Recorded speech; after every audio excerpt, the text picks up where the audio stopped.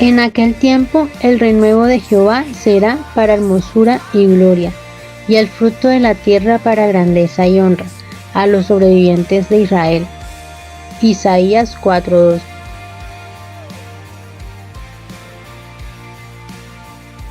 Buenos días. Los saludo hoy 22 de enero de 2023, renuevo del Señor. En ti confiaré, tu promesa sigue en pie, tú eres fiel. Confiado andaré, en tus manos estaré, eres fiel. En ti confiaré. Les doy la bienvenida a nuestro tiempo de comunión de los domingos en la mañana.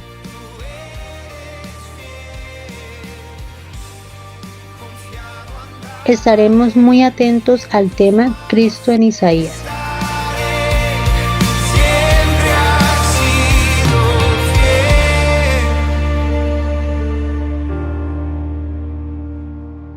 Buenos días, hermanos, que Dios les bendiga. Les invito a que meditemos juntos en esta ocasión con el tema Cristo en Isaías. Padre, en el nombre de Jesús, gracias por esta nueva oportunidad. Señor, estamos delante de ti, hemos exaltado tu nombre y ahora estamos dispuestos para recibir tu palabra. Señor, enséñanos, envía tu luz y tu verdad. En el nombre de Jesús, amén. Hace 15 días nuestro tema fue Cristo en la Biblia. Estuvimos mirando cómo el mensaje principal de toda la Biblia, no de una parte, sino de absolutamente toda la Biblia, desde Génesis hasta Apocalipsis, es Cristo. Y hace 8 días nuestro tema fue Cristo en Colosenses. Colosenses, a pesar de ser una carta tan cortica, solamente 4 capítulos, es el libro en la Biblia donde más nos dicen cosas directamente acerca de Cristo. Cristo es tal cosa, sobre todo el capítulo 1. En el capítulo 1 vemos muchas cosas que se dicen directamente, se revelan directamente de Cristo, más que en libros enteros de otras partes de la Biblia. Y hoy nos corresponde Cristo en Isaías. Isaías es un libro muy especial. Quiero confesarles que pues ya tenía una sospecha de lo importante que era, pero siempre que empezamos a estudiarlo o a detallar más cosas, nos damos cuenta de cosas que antes de pronto ni idea teníamos. Por ejemplo, pienso que uno de los libros más complicados, más profundos y más difíciles de entender en el Nuevo Testamento es la carta del apóstol Pablo a los Efesios. Colosenses es muy profunda en el sentido que nos habla mucha revelación de Cristo. Efesios nos habla revelación de la iglesia y nos dice muchas cosas de la iglesia muy profundas que de pronto es un poquito difícil asimilar, un poquito difícil entender. Nos toca estudiar mucho para poder entender realmente la carta de Pablo a los Efesios. Eso en el Nuevo Testamento, inclusive más difícil que el mismo Apocalipsis, por la profundidad de las expresiones que usa el apóstol Pablo. Y en el Antiguo Testamento, de pronto, el libro más complicado, el más complejo de todos, de pronto es Isaías. Yo traté, el primer intento fue ir estudiándolo como en la aparición de los capítulos, capítulo 1, luego el 2, y eso era como uno perdido en una ciudad desconocida y con un idioma que uno no maneja. Fue muy complicado, entonces toca en algunos capítulos, en todos los capítulos de hecho, ir mirando qué temas son y luego asociar unos capítulos con ese tema en particular, y luego sí se puede entender de una manera muy adecuada Isaías. Isaías es un libro maravilloso. Quiero contarles o recordarles a los que ya lo saben que en la Biblia hay unos libros que se llaman libros proféticos. El primero de esos libros proféticos es Isaías, y eso nos dice mucho de la importancia de las profecías que tiene Isaías. Vimos hace varios años, creo que fue en el año 2019, y lo recordamos terminando el año anterior, que el Antiguo Testamento se compone principalmente de tres cosas. Lo primero que encontramos en el Antiguo Testamento son las promesas, luego la ley y luego las profecías. Así que dentro de ese paquete de profecías está Isaías. Y está Isaías como el principal libro de ese paquete de profecías. Así que lo que vamos a ver hoy es un recorrido muy especial en Isaías, pero mirando a Cristo, porque el tema es Cristo en Isaías. ¿Dónde en este libro tan precioso nos hablan de Cristo? ¿Y qué interés puede tener para nosotros? ¿Cómo nos vamos a beneficiar? ¿De qué nos sirve a nosotros que Isaías nos hable de Cristo? ¿Y cómo podemos aplicarlo en nuestra vida para sacar provecho, para ser bendecidos? ¿Qué tiene Dios que darnos a través de este profeta, de este libro tan precioso? Isaías también, algo muy especial es que si ustedes lo miran hasta el último capítulo, se dan cuenta que tiene, ¿cuántos capítulos? 66 capítulos. ¿Y recuerdan cuántos libros tiene la Biblia? 66 libros. Yo no creo que sea mera coincidencia que Isaías tenga 66 capítulos y la Biblia tenga 66 libros. Yo pienso que es algo más que coincidencia. Yo pienso que Isaías es un libro representativo de toda la Biblia, realmente de toda la Biblia. Y muy particularmente pareciera como un evangelio o un libro del Nuevo Testamento, pero está en el Antiguo Testamento. De hecho, estas profecías que vamos a mirar hoy, o todas las profecías, todo este libro de Isaías fue escrito aproximadamente más de 800 años antes de Cristo, antes del nacimiento del Señor Jesús. Y lo impresionante es la exactitud de las palabras que usa Isaías en sus profecías, más exacto que cualquier otro libro de profecía acerca del Señor Jesús. Eso lo vamos a ver con la ayuda del Señor en esta mañana. ¿Qué otra cosa de preámbulo? Bueno, por lo pronto lo que recuerdo, lo que les quiero compartir. Vamos por favor a Isaías capítulo 7. Isaías capítulo 7 y miremos el verso 14. Isaías capítulo 7, verso 14 dice: por tanto el Señor mismo os dará señal. He aquí que la Virgen concebirá y dará a luz un hijo y llamará su nombre Emmanuel. Esta es la profecía en Isaías 7, 14. Creo que cualquier persona sin necesidad de ser un estudiante, un estudioso de la Biblia, que lea detenidamente ese versículo Isaías 7, 14, se da cuenta que lo que se está hablando aquí es del Señor Jesús. Se está hablando de Cristo.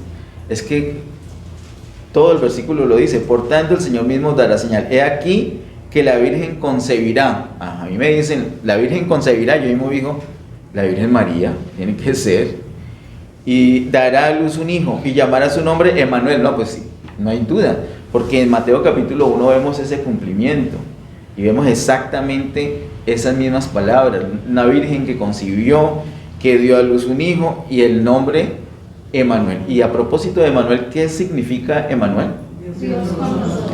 Emmanuel significa Dios con nosotros. Y esta es una bendición. Aquí empezamos a hablar ya muy fuerte, muy en firme acerca de la bendición que representa este libro de Isaías para nosotros. No nos presenta un Dios lejano, un Dios por allá lejos, y nosotros estamos acá en nuestros problemas, en nuestros enredos, en nuestras angustias, y Dios por allá bien tranquilo con todo su poder, ajeno a nosotros. No, ese no es el Dios de la Biblia, no es el Dios que nos presenta Isaías. Isaías nos presenta un Dios con nosotros, un Dios con mi situación, un Dios con mi enfermedad, un Dios con mi pecado, un Dios con mis angustias, un Dios con mis temores, un Dios con mis éxitos, un Dios con mis logros, un Dios con mi familia, un Dios con mis finanzas, un Dios con nosotros, un Dios muy cercano.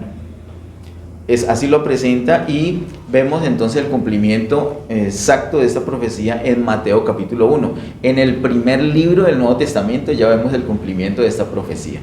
Y no solamente en el primer capítulo de Mateo, sino en el último capítulo de Mateo. Recuerden que termina en el capítulo 28 de Mateo diciendo: y he aquí yo estoy con vosotros todos los días hasta el fin. O sea, Dios con nosotros todo el tiempo, todos los días. A veces en nuestras situaciones como seres humanos que atravesamos, en nuestra debilidad, no sentimos al Señor y no escuchamos al Señor, nos sentimos abandonados. Pero la verdad es que Él ha prometido estar con nosotros todos los días hasta el fin. Ahora, esto es la profecía y ya se ha cumplido. ¿Cómo nos beneficiamos de eso? Simplemente lo que necesitamos es invocar el nombre del Señor. El Señor está cercano. Es, por ejemplo, aquí mi hermana Lumarina, la tengo aquí a mi lado izquierdo. Ella estaba leyendo allí seguro el versículo y cuando yo mencioné su nombre, inmediatamente llamé su atención. Tal cual. Así es que hacemos con el Señor. El Señor está con nosotros. Vamos a llamar la atención del Señor. ¿Qué tenemos que hacer? Invocar su nombre. ¿Cómo hacemos para invocar el nombre del Señor? Simplemente decimos Señor y listo. Así lo hizo Pablo. Pablo, ¿cómo invocó el nombre del Señor? Dijo Señor. Ni siquiera tenía seguridad quién era, pero había un poder tan tremendo en esa presencia que lo estaba rodeando que él dijo: no puedo decir otra palabra, tengo que decir Señor. Inmediatamente, ¿qué hizo el Señor? Se manifestó a él y llegó a ser la gran bendición que representa para todos nosotros hoy. En nuestra situación lo que tenemos que hacer es invocar el nombre del Señor. Él no está lejano, Él está cercano, pero Él es un caballero. Él no se va a meter en lo que no le hemos pedido que Él se meta. Le decimos que intervenga. Por eso la oración en el Padre Nuestro dice: venga tu reino, hágase tu voluntad aquí en la tierra como es hecha en el cielo. Entonces nosotros le decimos: Padre Nuestro, hágase tu voluntad, venga tu reino, hágase tu voluntad en esta situación que estoy pasando, hágase tu voluntad como es hecha en el cielo. Invocamos el nombre del Señor porque Él es Dios con nosotros, es Emmanuel. Quiero decirles que esta es una de las dos principales profecías acerca de Cristo que encontramos en el Antiguo Testamento. Una de las dos más importantes. No hay ninguna tan fuerte, tan directa como esta y como otra que vamos a mencionar un poco más adelante. Isaías 7:14 nos presenta entonces la Virgen que va a concebir y va a dar a luz un hijo y el nombre será Emmanuel. Vamos ahora al capítulo 9 de Isaías y miremos los versos 6 y 7. Isaías capítulo 9, versos 6 y 7 dice: porque un niño nos es nacido, hijo nos es dado, y el principado sobre su hombro, y se llamará su nombre admirable, consejero, Dios fuerte, Padre eterno, príncipe de paz. Lo dilatado de su imperio y la paz no tendrán límite sobre el trono de David y sobre su reino, disponiéndolo y confirmándolo en juicio y en justicia, desde ahora y para siempre. El celo de Jehová de los ejércitos hará esto. Y quiero decirles, en estos dos versículos podríamos detenernos no solamente en este tiempo de la mañana, sino varios domingos o varios meses dedicarnos a estos dos versículos. No es el propósito directo de nosotros en esta mañana, pero quiero decirles que hay muchas cosas para explorar en estos dos versículos. Quiero aprovechar solamente para mencionar algunas cosas, como presenta la naturaleza del Señor Jesús en el verso 6.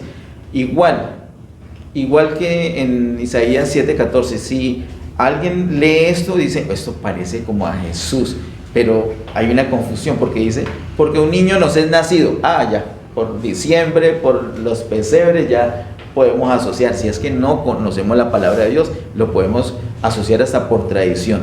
Porque un niño nos es nacido, pero luego dice: hijo nos es dado. Y allí ya tenemos que apelar a lo que nos dice, por ejemplo, el apóstol Juan en Juan 3:16. ¿Recuerdan?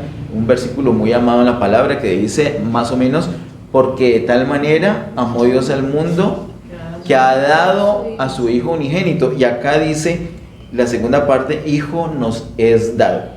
La primera parte, un niño nos es nacido, nos habla de la naturaleza humana de Cristo.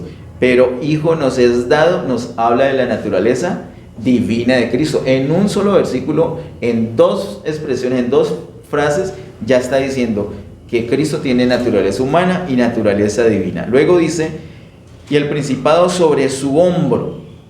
El principado sobre su hombro significa la autoridad, el gobierno que él puede ejecutar. Recordemos que el Padre Celestial ha dado a su Hijo Jesús el derecho, el poder de hacer juicio. Y en este momento Cristo está en el trono precisamente ejecutando juicios. Él tiene el sartén por el mango. Por eso es que Pablo, cuando le escribe a los filipenses, dice que Jesús es Señor. Nosotros no tenemos control de nada, pero tranquilos, hay uno que sí tiene el control, se llama Jesús.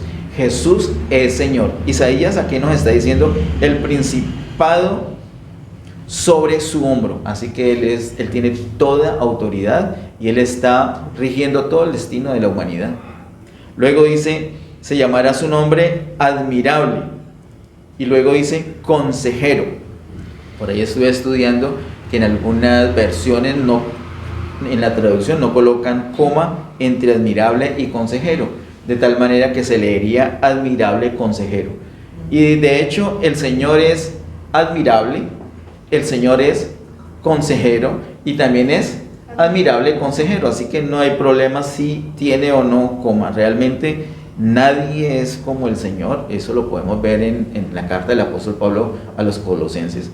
De pronto uno de los títulos que le podemos dar a Colosenses es admirable. Consejero. Tienes una decisión que tomar. Yo te recomiendo, no te atrevas a tomar ninguna decisión si no es consultándola primero con el Señor. Él es consejero, además es admirable consejero. A veces uno tiene una idea, bueno, yo creo que debo hacer esto, pero tengamos esa idea allí, aguantemos, no vamos a ejecutar todavía, vamos delante del Señor y preguntamos, indagamos, y de pronto delante del Señor Él nos va a confirmar, sí, es por ahí, o nos va a cambiar, va a decir otra cosa que de pronto nos va a asombrar y nos va a parecer que no tiene sentido. Hay muchas cosas que el Señor nos dice y que como que no tiene sentido, y les voy a poner un ejemplo, y te voy a contar, don Javier, ¿cómo le parece que nosotros ahorita en la iglesia somos muy poquitos y no tenemos mucho poder financiero? Sin embargo, en esta época es que el Señor nos dio un local propio para la iglesia, para reunirnos. Queda por acá cerquita en la 51 con Segunda. Entonces, eso no tiene sentido. O sea, tiene sentido cuando haya mucha gente y mucha gente con plática. Eso sí tiene sentido. Y de pronto uno, fijándose o apoyándose en las cosas lógicas, uno dice, no, esperemos, todavía no es tiempo de comprar. ¿Con qué vamos a comprar? Y eso es para edificar, que es más costoso, como nos dijo una hermana por allá en otra iglesia. Pero vamos delante del Señor y el Señor nos habla, nos dice que hay que hacerle por ahí. Y le hicimos por ahí, creyendo lo que Él nos guiaba. Y te quiero contar, como dijo el hermano Ramiro ahorita en la oración, y como dijo, ¿quién más? Sara lo dijo en la oración también, que el Señor nos ha permitido tener no solamente el local propio, hacerlo de cero, todo desde los cimientos hacia arriba. Y ahora ya estamos muy contentos con lo que se ha avanzado. De pronto nuestras opiniones son valiosas, no es que no lo sean, pero no confiemos solamente en nosotros, sino que vamos delante del Señor, que Él es consejero y además es admirable consejero. Luego dice Dios fuerte. Jesús, ese Cristo, ese niño que es nacido, ese hijo que es dado, es Dios fuerte, es Padre eterno. Ese Padre eterno, así como en Juan capítulo 10 muestra que Jesús y el Padre son uno solo. Y luego dice príncipe de paz, y ese príncipe de paz se manifiesta y al final, ahorita no lo vemos así, antes lo vemos como un príncipe guerrero, pero si el Señor nos permite, en el poquito tiempo que nos queda, llegar al final de esta prédica, vamos a ver cómo Él se manifiesta realmente como príncipe de paz. Luego dice, lo dilatado de su imperio y la paz no tendrán límite. dilatado de su imperio. Es un imperio, un trono, un gobierno que es eterno, no tiene límite. Y además dice no solamente imperio, sino paz, porque es un gobierno de justicia. Y la Biblia nos muestra particularmente en Isaías, y ese es un tema que vemos en todo el libro de Isaías: cuando hay justicia se puede disfrutar de paz. Si no hay justicia, no hay paz. Requisito para que haya paz: justicia.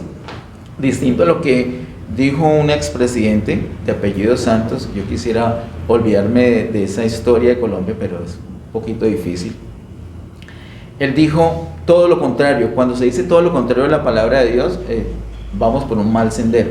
Él dijo: vamos a hacer la paz para lograr tener justicia. Eso es al revés. Eso es al revés. Un fruto, un resultado. Usted no tiene que esforzarse por la paz, esfuércese por la justicia.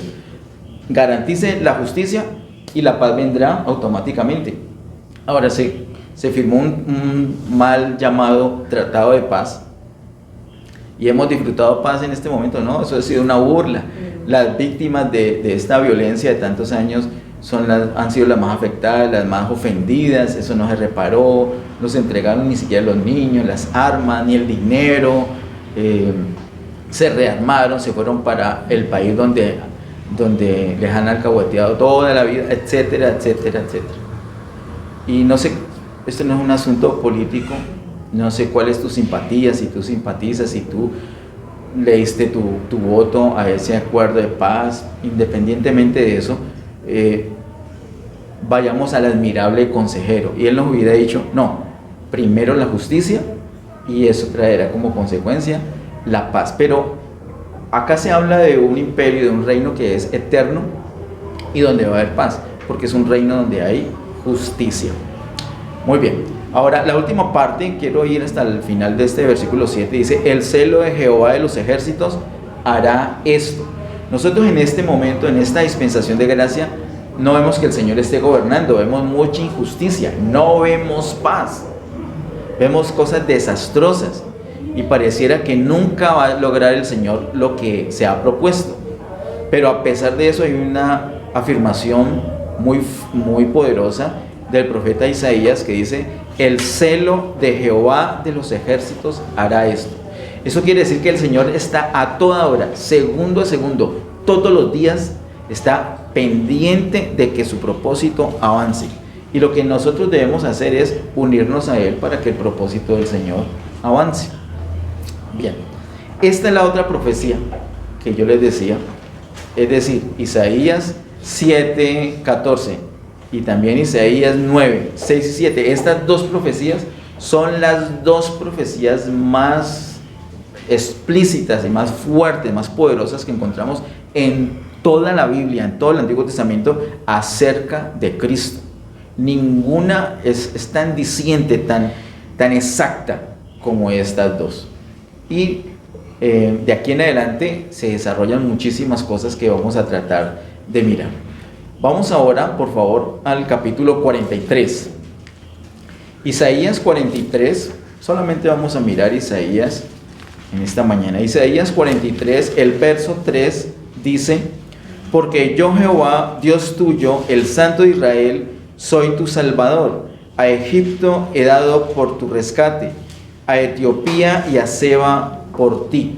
Aquí está hablando directamente al pueblo Israel. Isaías transcurre este libro precioso mostrándonos el amor de Dios por su pueblo Israel, a la vez que Dios hace juicio contra las naciones enemigas que rodean a Israel. Ahorita a nosotros nos queda más fácil darnos cuenta de una amplitud que tiene esta profecía en Isaías, y es que no solamente era para ese Israel carnal o terrenal, sino que ahora la iglesia es el Israel del Señor, es el pueblo del Señor. De hecho, el Israel terrenal no lo es, en el sentido que ellos tienen que convertirse, tienen que creer en Cristo para poder ser parte del pueblo de Dios, y aún así a pesar de eso, a pesar de que algunos israelitas no crean en Jesús, cuando el Señor venga por segunda vez, ese remanente que esté allí literalmente en la casa de Israel, como dice el apóstol Pablo en Romanos 11, todo ese remanente va a ser salvo. Así que el Señor tiene un trato muy especial con el pueblo de Israel, pero no se olvida de las demás naciones. Lo terrible, lo tremendo es que lo que empieza a hacer el Señor con las demás naciones son juicios. Y como dice aquí el verso 3 de Isaías 43, a Egipto he dado por tu rescate, a Etiopía y a Seba por ti. Las otras naciones como que las descarta. A mí no me importan las otras naciones, a mí me importa es Israel. Y si yo tengo que matar por Israel, mato. Y esa es la historia que vemos en la palabra de Dios. Sin embargo, luego vemos un proceso que el Señor se da para llevar la paz y llevar la salvación a todas las naciones. Ojalá que el tiempo nos permita para verlo en esta mañana. Vamos ahorita, ¿qué nos muestra este versículo? Nos muestra el trato del Señor, y como les digo, en todo el libro de Isaías lo podemos ver, el trato del Señor, el trato amoroso del Señor, de preferencia a su pueblo y el juicio a las naciones. De igual manera, en el capítulo 49, verso 26, Isaías 49, verso 26, y a los que te despojaron haré comer sus propias carnes, y con su sangre serán embriagados como con vino, y conocerá todo hombre que yo Jehová soy salvador tuyo y redentor tuyo, el fuerte de Jacob. Son palabras muy fuertes las de este verso 26, como que menospreciar a todo el mundo con tal de favorecer a su pueblo Israel. Lo que pasa es que en el cumplimiento de esta profecía vemos que todas las demás naciones pueden llegar a ser parte de su pueblo Israel y no tener que recibir sobre sí el juicio de Dios, sino la salvación precisamente. Bueno, esta parte es para mostrar como el panorama general de Isaías, el trato amoroso con su pueblo y el juicio a las naciones. Ahora vamos a ver algo muy particular directamente con Cristo, además de las dos profecías que les cité al principio. Vamos por favor al capítulo 42, Isaías 42, miremos los primeros 4 versículos. Isaías 42, 1 al 4 dice: He aquí mi siervo, yo le sostendré, mi escogido, en quien mi alma tiene contentamiento. He puesto sobre él mi espíritu. Él traerá justicia a las naciones. Si uno lee ese versículo desprevenidamente, inmediatamente uno piensa en Cristo. Necesariamente tiene que pensar en Cristo. Y más si ha leído los evangelios, si ha leído Mateo, por ejemplo, le va a sonar mucho esta palabra, en quien mi alma tiene contentamiento. Y mucho más lo que sigue: he puesto sobre él mi espíritu. Esta parte que voy a leer es para mostrar en Isaías, o cómo Isaías muestra el vivir humano del Señor Jesús. Dice versículos 2 al 4: No gritará ni alzará su voz, ni la hará oír en las calles. No quebrará la caña cascada, ni apagará el pábilo que humeare. Por medio de la verdad traerá justicia. No se cansará ni desmayará hasta que establezca en la tierra justicia, y las costas esperarán su ley. Ese es el transcurrir humano de la vida del Señor. El Señor vino, el Señor Jesús se encarnó para tener esa vida, ese Dios hecho hombre, ese Dios con nosotros, ese Emmanuel, viene a servir al propósito del Señor, y es lo que nos muestran estos versículos. Miremos un poco más adelante en el capítulo 53. Capítulo 53, versos 2 y 3, dice: Subirá cual renuevo delante de él, y como raíz de tierra seca, no hay parecer en él ni hermosura. Le veremos, mas sin atractivo para que le deseemos. Despreciado y desechado entre los hombres, varón de dolores, experimentado en quebranto, y como que escondimos de él el rostro, fue menospreciado y no lo estimamos. Este es un panorama muy triste, se puede decir trágico también del Señor.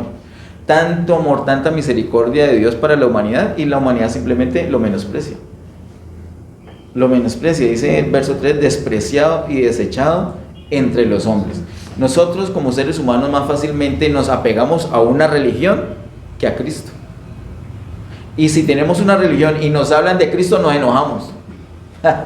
Así somos. Es una naturaleza terrible la que tenemos nosotros los seres humanos, y es el cumplimiento de esa profecía.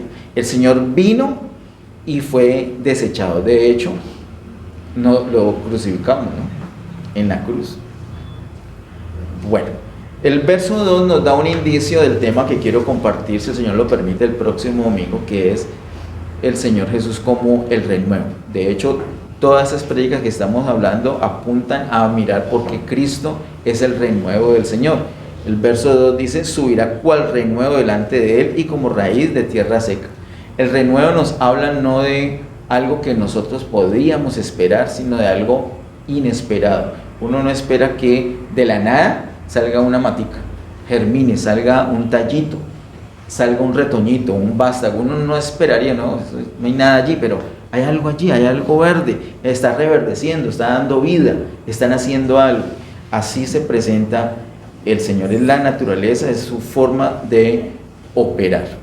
Este es Cristo entonces sirviendo aquí en la tierra al propósito del Señor, al propósito de Dios. Vamos aquí mismo en Isaías 53, del verso 4 hasta la primera parte del verso 10. Y vamos a mirar qué sucedió. Ustedes me recuerdan, ustedes recordarán qué sucedió después de que el Señor se encarnó y tuvo un ministerio público que fue desechado. Ese menosprecio lo llevó a la muerte. De eso nos hablan los siguientes versos hasta la primera parte del verso 10. Dice así: ciertamente llevó él nuestras enfermedades y sufrió nuestros dolores, y nosotros le tuvimos por azotado, por herido de Dios y abatido. Y yo voy a hacer una pausa allí. Dice: ciertamente él llevó nuestras enfermedades. Si tenemos alguna enfermedad en nosotros, esto que está declarando Isaías acá lo tenemos que tener en cuenta. Si tenemos alguna enfermedad, ¿por qué? Porque él llevó nuestras enfermedades. Luego dice: sufrió nuestros dolores. ¿Hay alguno acá que tenga un dolor por algo? Algo le duele, algo le aflige. Tiene que tener en cuenta esa profecía. ¿Por qué? Porque es que el Señor llevó también nuestros dolores, no solamente nuestra enfermedad, nuestros dolores también. Sigue diciendo: y nosotros le tuvimos por azotado, por herido de Dios y abatido. Mas él herido fue por nuestras rebeliones, molido por nuestros pecados. El castigo de nuestra paz fue sobre él, y por su llaga fuimos nosotros curados. Mire cómo sigue revelando muchas cosas. Isaías acá dice: el herido fue por nuestras rebeliones. Primero habla que simplemente por nuestras enfermedades y nuestros dolores, pero luego en el verso 5 toca el tema de nuestras rebeliones y nuestros pecados. ¿Qué quiere decir esto? ¿De dónde salen nuestras enfermedades, nuestros dolores, nuestras angustias, todos nuestros enredos? ¿De dónde salen? De nuestras rebeliones y de nuestros pecados. Es que ¿quién de nosotros no ha cometido un pecado que se ha rebelado contra el Señor y luego ha tenido que sufrir por las consecuencias de esos actos? Ese es el ser humano, esa es nuestra naturaleza. Ser rebeldes con él, no lo buscamos. Ahora, si hay un terremoto, inmediatamente invocamos el nombre del Señor. Ahí no nos tienen que decir cómo se invoca, ahí ya sabemos: Dios mío, sálvame. Pero cuando no hay terremoto, cuando todo está en holgura, cuando todo es bonanza, cuando todo es salud, prosperidad, nuestra tendencia es apartarnos de él, ser rebeldes con el Señor, andar en nuestros pecados. Eso es lo que nos genera esos líos. Pero dice el verso 5: mas él herido fue por nuestras rebeliones, molido por nuestros pecados. El castigo de nuestra paz fue sobre él, y por su llaga fuimos nosotros curados. Todos nosotros nos descarriamos como ovejas. Isaías no nos da chance de nada. Mire, yo acá me vine con esta camisa bien blanquita, con esta corbata bien chévere, bien, pero eso no me exime, la corbata no me exime. Tener que predicar hoy no me exime de esa palabra. Todos nosotros nos descarriamos como ovejas. Cada cual se apartó por su camino, mas Jehová cargó en él el pecado de todos nosotros. Es impresionante. Cada uno de nosotros somos como ovejas rebeldes, necias, que en vez de seguir al pastor, nos vamos por otro lado, cada cual por su camino. No, yo no quiero ir por acá, yo quiero ir por acá. Pues esa oveja es la que tiene que morir, esa oveja es la que tiene que sufrir las consecuencias. Sin embargo, en su misericordia, el Señor hace que Cristo sea el que muere por nuestros pecados, por nuestras rebeliones. Sigue diciendo el verso 7, angustiado él y afligido, no abrió su boca, como cordero fue llevado al matadero, y como oveja delante de sus trasquiladores, enmudeció y no abrió su boca. Por cárcel y por juicio fue quitado, y su generación, ¿quién la contará? Porque fue cortado de la tierra de los vivientes, y por la rebelión de mi pueblo fue herido. Y se dispuso con los impíos su sepultura, mas con los ricos fue en su muerte, aunque nunca hizo maldad ni hubo engaño en su boca. Miren tan tremendo el detalle de Isaías en esta profecía del capítulo 53. Si les dije que no habían dos tan fuertes como las del capítulo 7 y capítulo 9, pienso que la tercera sería esta del capítulo 53 en cuanto al Señor Jesús. Tanto detalle como el del verso 9, por ejemplo, que dice, se dispuso con los impíos su sepultura. El Señor simplemente lo iban a enterrar en cualquier lado, así como a estos dos ladrones. Eso era lo que estaba dispuesto. Pero no fue así. Pero ese detalle tampoco escapó a la profecía. Dice el verso 9, más con los ricos fue en su muerte. ¿Recuerdan? Que los sepultaron en una tumba de un rico. Así que todo, hasta esos detalles se cumplen. La primera parte del verso 10 dice, con todo eso Jehová quiso quebrantarlo, sujetándole a padecimiento. Todo esto nos habla proféticamente de la muerte de Cristo. Así que tenemos a Cristo como Dios eterno, pero que se hace niño, nace como un niño, luego su caminar humano, luego su muerte. Ahora vamos a ver que nos habla también proféticamente Isaías acerca de la resurrección del Señor. Miremos en versículo 10, la segunda parte del verso 10 y el verso 11. Dice la segunda parte del verso 10 y el verso 11. Cuando haya puesto su vida en expiación por el pecado, verá linaje, vivirá por largos días, y la voluntad de Jehová será en su mano prosperada. Note este detalle. Cuando haya puesto su vida en expiación por el pecado, cuando haya puesto su vida, ¿eso qué quiere decir? Que murió. Sin embargo dice, verá linaje. Y luego dice, vivirá por largos días. Entonces, sí murió, pero va a haber linaje y va a vivir por largos días. ¿Qué quiere decir? Que resucitó. Es la manera profética de Isaías decir que el Señor resucitaría. Y además de esto dice, y la voluntad de Jehová será en su mano prosperada, porque después de la resurrección es que tiene lugar la iglesia, y de ahí en adelante todo el desarrollo del propósito del Señor. Verso 11 dice, verá el fruto de la aflicción de su alma y quedará satisfecho. ¿Cuál es el fruto de esa aflicción, de esa muerte tan terrible? Nosotros, la iglesia, el pueblo de Dios. Él se complace en el pueblo. Entonces él ve eso y dice, valió la pena tanto sufrimiento. Sigue diciendo, por su conocimiento justificará mi siervo justo a muchos y llevará las iniquidades de ellos. Esto nos habla entonces de la resurrección de nuestro Señor Jesús. También nos habla de la ascensión. Por favor, vamos al capítulo 52, nos devolvemos. Isaías 52, el versículo número 13. Isaías 52, 13 dice, he aquí que mi siervo será prosperado, será engrandecido y exaltado, y será puesto muy en alto. Proféticamente nos habla Isaías de la ascensión de Cristo.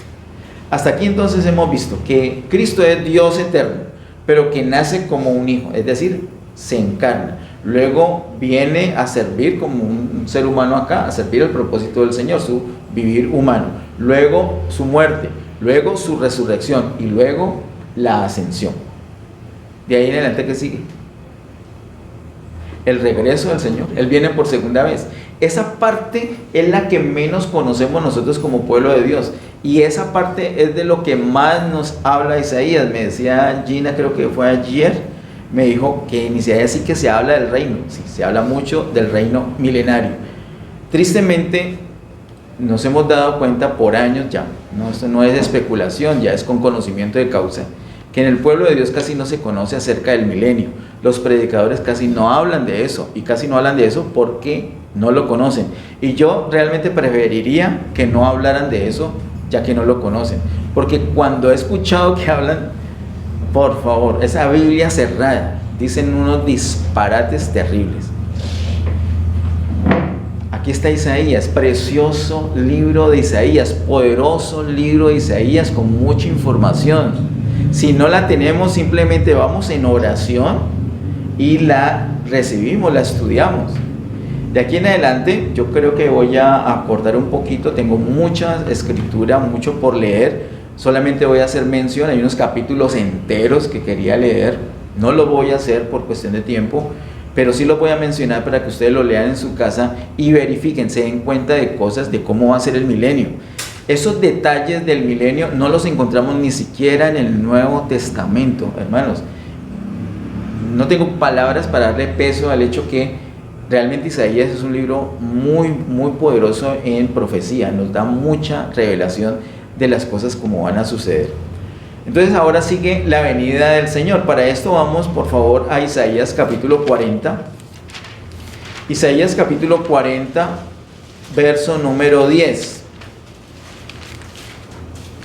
Isaías 40, verso 10 dice: He aquí que Jehová el Señor vendrá con poder y su brazo señoreará. He aquí que su recompensa viene con él y su paga delante de su rostro. Una palabra explícita acerca del regreso del Señor Jesús para señorear, porque él lo que viene es a señorear sobre todas las naciones. De eso se trata el reino en el milenio. Y además para dar un pago, una recompensa. Esto habla no solamente del tribunal de Cristo, que es el primer juicio que encontramos en la venida del Señor, que es solamente para la iglesia, sino que también habla para la resurrección terminando el milenio, cuyo pago va a ser un pago terrible de muerte eterna. Vamos por favor también al capítulo 64, Isaías 64, verso número 1. Isaías 64, 1 dice: Oh, si rompiesen los cielos y descendieras, y a tu presencia se escurriesen los montes. Esa es una palabra de romper los cielos, literalmente para él descender. Como dice en Hechos capítulo 3, por lo pronto el Señor es retenido en los cielos, hasta que venga el cumplimiento de los tiempos para que empiece el milenio. El Señor viene por segunda vez a traer recompensa, a traer un señorío sobre la tierra, a implementar, a implantar absolutamente su reino absoluto sobre todas las naciones. Eso va a traer consecuencias de restauración de todas las cosas, como es mencionado en Hechos capítulo 3. Voy a leer solamente algunos apartes, va a ser complicado cuál escoger. Vamos a Isaías 49, son tan hermosos todos. Isaías 49, verso 6. Dice, es espectacular. Isaías 49, verso 6. Dice: Poco es para mí que tú seas mi siervo para levantar las tribus de Jacob y para que restaures el remanente de Israel. También te di por luz de las naciones, para que seas mi salvación hasta lo postrero de la tierra. Si hay un versículo hermoso que yo he visto en la Biblia es este. Dice el Señor: poco es para mí que tú seas mi siervo para levantar las tribus de Jacob y para que restaures el remanente de Israel. O sea, eso ya es poderoso, pero para el Señor eso es poco. O sea, el propósito es mucho más grande. ¿Cuál? No solamente Israel, sino que dice: también te di por luz a las naciones. Quiero recordarles que en la Biblia la palabra naciones también se puede traducir como gentiles. En la Biblia, naciones y gentiles son términos similares. ¿Qué son gentiles? Es toda la gente que no es judía. Nosotros somos gentiles en ese sentido. En este momento hay 3 pueblos en toda la tierra: el pueblo de Israel, la iglesia y los gentiles. Los gentiles vendrían a ser entonces los que ni son Israel ni son iglesia. Si tú que me estás escuchando allí virtualmente, o los que van a ver esta prédica luego en el canal de YouTube, si tú no eres de nacionalidad judía y tampoco eres de la iglesia, tú eres un gentil. Y lo que viene para los gentiles es un desastre. Así que te invito a que soluciones ese desastre. No te puedes hacer judío, por lo menos de nacionalidad no, y sí te puedes hacer religiosamente judío guardando las normas de la religión judía. Eso te convierte en parte del pueblo judío, lo cual va a ser, disculpa la palabra, no debía usar esta palabra, bueno, no, si no la debo usar, no la voy a usar. Iba a decir tontería, pero no lo voy a hacer.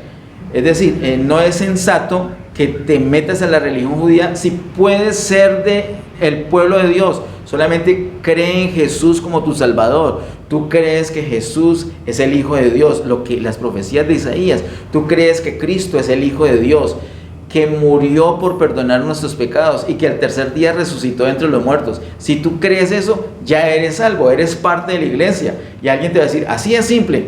Respuesta, así de simple, así de simple. Lo que pasa es que de ahí en adelante ya tienes como parte de la iglesia una responsabilidad, y es obedecer al Señor. Si tú obedeces al Señor, vas a disfrutar plenamente sus bendiciones. Tú puedes ser parte de la iglesia y ser un desobediente, lo cual implica que vas a sufrir mucho, pero eso no hace, ni siquiera tu mal comportamiento hace que dejes de ser hijo de Dios. Lo que mejor, lo que puede aprovechar una persona que es gentil en ese momentico es creer en Cristo y ser parte de la iglesia.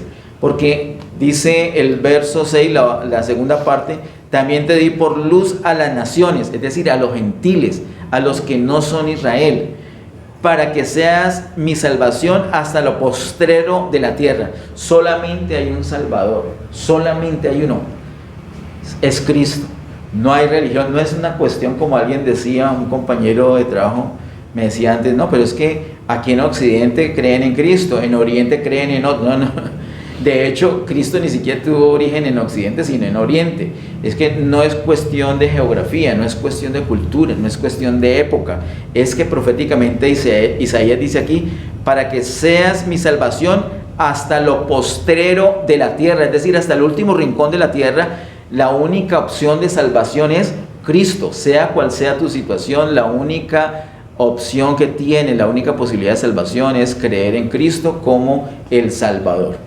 Bueno, como les digo, en muchos apartes está todo el capítulo, les digo, todo el capítulo 11, bueno, no me voy a resistir, voy a leer una parte del capítulo 11 de Isaías. Acompáñame, vamos a leer solamente los versos 6 al 9. Isaías 11, 6 al 9. Dice, mire lo precioso. Estamos hablando ya del regreso. Eso le va a parecer a usted un cuento de niños o ciencia ficción, porque nuestra mente está acostumbrada a otras cosas. ¿Quién no vio National Geographic en la televisión? Yo no me perdí esos programas, y ver cómo el león acechaba a su presa y cómo los cazaba. Entonces eso es lo que tenemos en la mente, y eso es lo que vemos hoy en día. Pero mire cómo va a ser el tiempo de la restauración de todas las cosas. Isaías capítulo 11, le damos solamente los versos 6 al 9, dice: morará el lobo con el cordero, y el leopardo con el cabrito se acostará. El becerro y el león y la bestia doméstica andarán juntos, y un niño los pastoreará. Eso parece una locura, pero la verdadera locura es la que nos ha tocado vivir todo el tiempo nosotros. Cuando el Señor venga, va a restaurar todas las cosas. Sigue diciendo el verso 7: la vaca y la osa pacerán, sus crías se echarán juntas, y el león como el buey comerá paja. Y el niño de pecho jugará sobre la cueva del áspid. ¿Qué es el áspid? Serpiente venenosa. Pero dice que el niño de pecho jugará sobre la cueva del áspid. Y el recién destetado extenderá su mano sobre la caverna de la víbora. No harán mal ni dañarán en todo mi santo monte, porque la tierra será llena del conocimiento de Jehová como las aguas cubren el mar. Gloria a Dios. Ese es el tiempo de la restauración de todas las cosas. Ahorita no, pero eso va en progreso. Eso es a la segunda venida del Señor. Les recomiendo, por favor, todo el capítulo siguiente, el capítulo 12, que es bien cortico, solamente 6 versículos. Todo ese capítulo 12 quiero decirles para que tomen nota y lo estudien. No conocemos del milenio, conozcamos del milenio. El capítulo 11, como les acabo de decir, todo el capítulo 12 de Isaías, todo el capítulo 35 de Isaías. Me encanta ese capítulo 35 de Isaías. Hay una parte donde dice que el Señor va a hacer un camino y vamos a andar por ese camino. Y dice que el que ande por ese camino, ahí mismo me acordé de mí, por torpe que sea, no se va a salir del camino. O sea, somos necios. Es que el Señor nos está mostrando eso y uno ve la palabra, pero le llama la atención cosas mundanas, cosas que no son del Señor. Pero en esta época, ni siquiera por torpes que seamos, vamos a andar en esa tontería. No vamos a andar en torpezas, vamos a seguir por el camino. ¿Por qué? Porque es un tiempo distinto, un tiempo donde el Señor ha restaurado todas las cosas. También, para terminar, ese sí lo voy a leer porque ya después del milenio, ¿qué es lo que sigue? Cielo nuevo y tierra nueva. Isaías es tremendo. Isaías nos habla desde la eternidad de Dios hasta cielo nuevo y tierra nueva. Es un evangelio completo, anticipado acá en el Antiguo Testamento. Vamos por favor al capítulo 65. Con esto tratamos de terminar. Isaías capítulo 65, el verso 17. Isaías capítulo 65, el verso 17 dice: porque he aquí que yo crearé nuevos cielos y nueva tierra, y de lo primero no habrá memoria, ni más vendrá al pensamiento.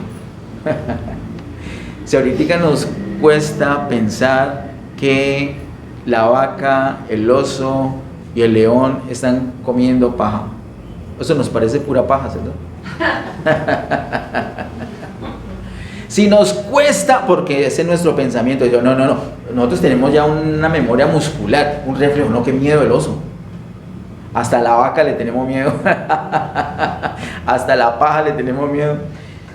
Pero dice, en cielo nuevo y tierra nueva, después de esos 1000 años, que es un periodo de restauración de todas las cosas, en cielo nuevo y tierra nueva, mire lo que dice: y de lo primero no habrá memoria, ni más vendrá al pensamiento. Esto, esa angustia, esa zozobra, ese temor, esas traiciones, esas infidelidades, esas debilidades, esas enfermedades, todo ese sufrimiento, todo eso ya queda atrás. Ni siquiera ni el que tenga memoria de elefante va a poder recordar eso, porque ahora estamos en otra cosa. Ahora estamos en otra cosa, en un gozo eterno con el Señor, disfrutando con el Señor.